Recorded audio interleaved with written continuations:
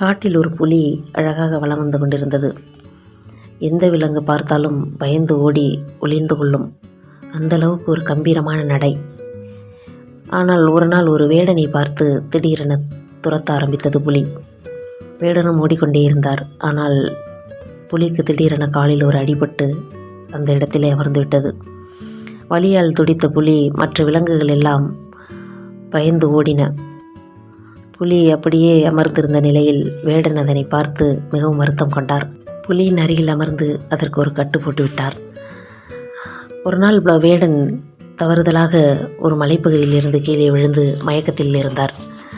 இதனை கண்ட புலி நன்றி மறவாமல் அவரை எப்படியாவது காப்பாற்ற வேண்டும் என்று கை கொடுத்து அவருக்கு உதவி செய்தது.